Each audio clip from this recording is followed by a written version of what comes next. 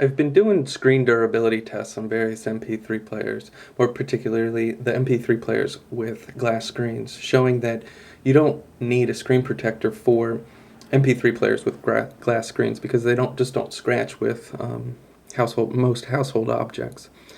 Now, by contrast, I wanted to show you a plastic screen MP3 player and how it holds up against these same tests.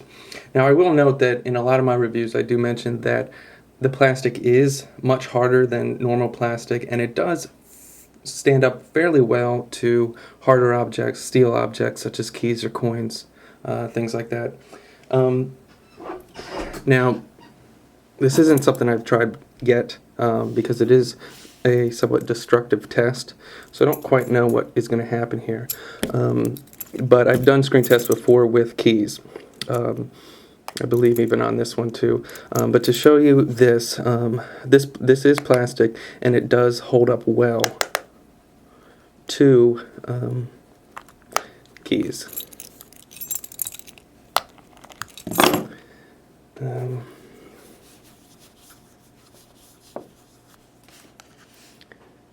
as you can see, didn't really cause any scratches, although if you do notice, there is some previous nicks and dings there from just average everyday use. It did come in contact with something a little more sharp, perhaps. Now on to the next one. Steel, same hardness as your keys, but sharp.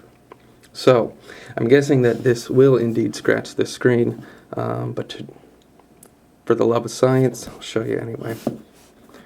So turn your head or put the kids to bed if this is unbearable to watch. And right there, got a little scratch in the screen. Just didn't take much, barely put any pressure on that. You got a screen.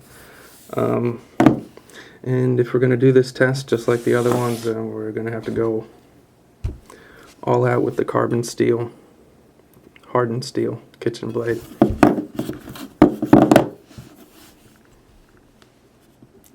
I'm kind of cringing myself.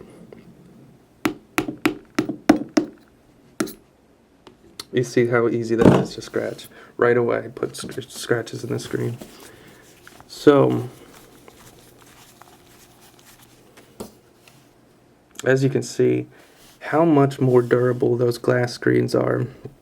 You'll have to check the other videos if you want to take a look at me beat the heck out of the Zune, the P3, and the Koan S9 with the same materials I did here, and there were no scratches on that whatsoever.